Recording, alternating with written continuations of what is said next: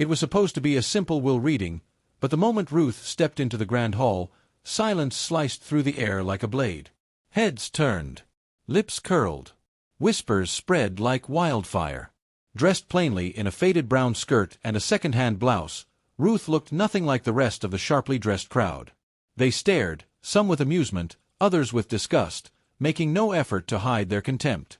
It was as though a stray dog had wandered into a palace. Before we continue, hit that subscribe button, turn on your notification bell to get notified for more, share to friends. Where are you watching from? Please tell us in the comments. We love seeing how far our story goes. The lawyer, an old man with silver glasses perched on his nose, cleared his throat and motioned for Ruth to find a seat. She clutched her handbag tightly, feeling the heat of 100 judging eyes burning into her back as she tiptoed to an empty seat in the last row. A woman in a crimson dress sneered loudly enough for everyone to hear, "Must be here to clean up after us." Another man in an expensive suit chuckled, "Maybe she got lost on her way to the kitchen." Laughter erupted across the hall. Ruth lowered her gaze, wishing she could melt into the floor. The lawyer waited for the room to settle, then opened a thick leather-bound folder and began reading. As stated in the final testament of the late Mr. Harold Whitmore. The murmurs died instantly. Harold Whitmore, wealthy beyond imagination, owner of multiple estates, several companies, and half the land in the county, was a name that demanded attention. Everyone in the room straightened, adjusting jackets and jewelry, eager for their share. To my beloved nephew, Charles Whitmore, I leave my vintage car collection. Charles grinned smugly and nodded in approval. To my dear sister, Margaret Whitmore, I leave my summer house in Aspen. Margaret dabbed at non-existent tears with a lacy handkerchief. To my cherished friends, I leave various gifts as outlined in the attached documents. Polite claps filled the room. And finally, the lawyer paused, squinting at Ruth. The room tensed. Murmurs buzzed. Ruth blinked, unsure why the lawyer was looking at her. To Ruth Johnson, the lawyer said, voice echoing across the hall, I bequeath the entirety of my estate, including all businesses, properties, stocks, bonds, and cash holdings. The room exploded. What? Impossible. This is a joke. You mean her? Chairs scraped backward. People stood, shouted, cursed. A woman dropped her clutch bag with a loud thud. Charles lunged toward the lawyer, his face purple with rage. This is nonsense. Charles roared. She's nobody. Just a charity case Harold helped. Margaret's voice sliced through the noise like a whip. Over my dead body. We are family. She is nothing. Ruth sat frozen, heart pounding so loudly she barely heard the chaos around her. Her hands trembled. She hadn't even known Harold that well. He had been a kind old man who gave her odd jobs sometimes, smiled at her on lonely days, told her stories of his youth. But this...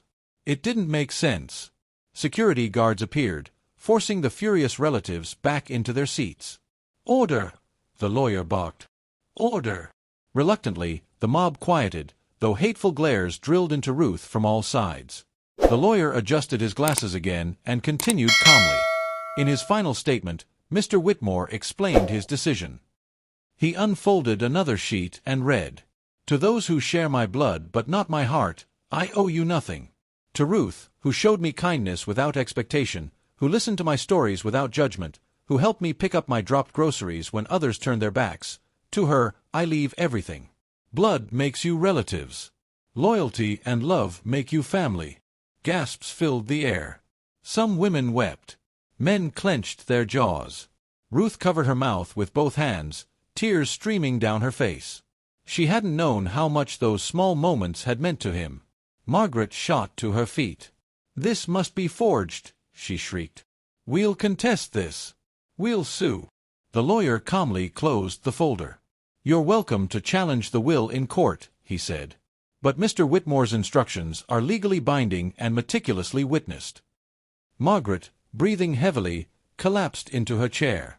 Charles punched a nearby wall, leaving a crack. Ruth remained rooted to her seat, unable to move, as a swarm of reporters outside caught wind of the shocking development. Flashes from cameras lit up the windows. As she stood to leave, murmuring apologies, an older woman in pearls hissed, You'll regret this, you little thief." Security formed a protective bubble around Ruth, escorting her to a waiting black car. She slid into the back seat, dazed, still gripping her old handbag as though it contained all the riches in the world. The driver gave her a kind smile. "Miss Johnson," he said, "we've been waiting for you." Ruth swallowed hard. I don't know what to do," she whispered. He chuckled. "Maybe start by living." The days that followed were a whirlwind. Lawyers, accountants, and managers paraded through her modest apartment. She was whisked to towering office buildings, shown to the CEO's office, her office now. Banks scrambled to serve her.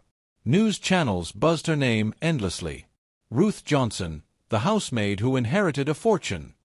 From rags to riches, a Cinderella story for the modern age.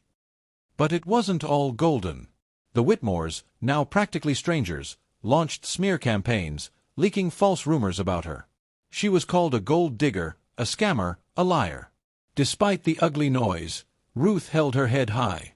She moved into Harold's mansion, but not before hiring the staff back who had been fired by the Whitmores in their greed. She donated large portions of the wealth to local shelters, food banks, and schools. She opened free clinics in Harold's name. When reporters asked her why she gave so much away, she smiled gently. "Harold taught me that kindness costs nothing but is worth everything," she said. The Whitmores, consumed by lawsuits and debts, soon lost what little they had clung to. Ruth offered them help quietly, no cameras, no fanfare, but most rejected it, their pride too thick. One rainy evening, as Ruth sat by the window of the sprawling mansion, sipping tea, she heard a knock at the door. It was Margaret. Soaked and shivering, the once proud woman looked nothing like the arrogant figure from the will reading. "I have nowhere else to go," she whispered.